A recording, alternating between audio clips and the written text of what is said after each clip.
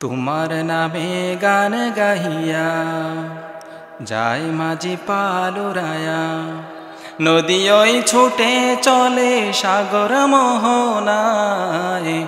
জানি তুমি দয়ার সাগর, তুমি দয়াময়।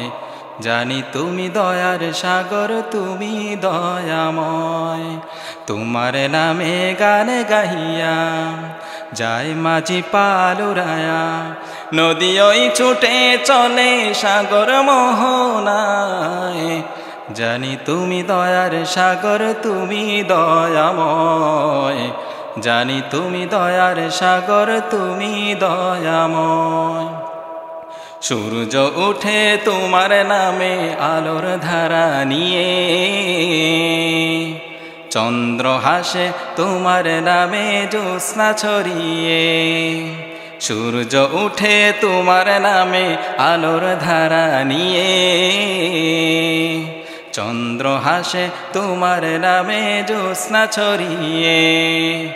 ওই পাপিয়া গাছের ডালে তোমারই গান গায়। জানি তুমি দয়ার সাগর, তুমি দয়াময়। জানি তুমি দয়ার সাগর, তুমি দয়াময়। তোমার নামে গান গাহিয়া যায় মাঝি পালুরায়া, নদী ওই ছুটে চলে সাগর মোহনায়। জানি তুমি দয়ার সাগর, তুমি দয়াময়। জানি তুমি দয়ার সাগর, তুমি দয়াময়।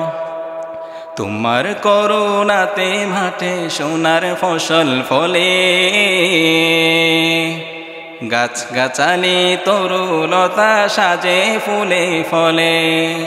তোমার করুণাতে মাঠে সোনার ফসল ফলে, গাছ গাছালি তরুলতা সাজে ফুলে ফলে। দক্ষিণ হাওয়া সুরে সুরে তোমারই গান গায়। জানি তুমি দয়ার সাগর, তুমি দয়াময়। জানি তুমি দয়ার সাগর, তুমি দয়াময়। তোমার নামে গান গাহিয়া যায় মাঝি পালুরায়া, নদী ওই ছুটে চলে সাগর মোহনায়। জানি তুমি দয়ার সাগর, তুমি দয়াময়। নারীরা যদি 4টি কাজ করে রব্বুল আলামিন তাদেরকে জান্নাত দিয়ে দিবেন। কয়টি কাজ কথা বলেন? বিশ্বনবী বলেছেন নারীদের জন্য জান্নাতে যাওয়া সহজ। নারীরা যদি 4টি কাজ করে রব্বুল আলামিন কিয়ামতের দিন তাকে জান্নাত দিয়ে দিবেন। 1 নম্বর আমল হচ্ছে বিশ্বনবী বলেছেন ইযা সাল্লাতিল মারআতু খামসাহা, নারীরা যখন 5 ওয়াক্ত নামাজ আদায় করবে, নারীরা যদি 5 ওয়াক্ত নামাজ আদায় করে রব্বুল আলামিন তাদেরকে জান্নাত দিয়ে দিবেন।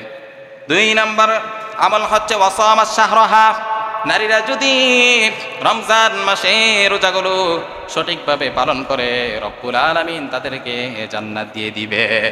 সুবহানাল্লাহ বলতে পারলেন না? 3 নম্বর আমল হচ্ছে ওয়া হাফিজাত ফারজাহা, নারীরা যদি তাদের লজ্জাস্থানের হেফাজত করে রব্বুল আলামিন কিয়ামতের দিন সেই কঠিন মুসিবতের দিন তাদেরকে জান্নাত দিয়ে দিবে। সুবহানাল্লাহ বলেন।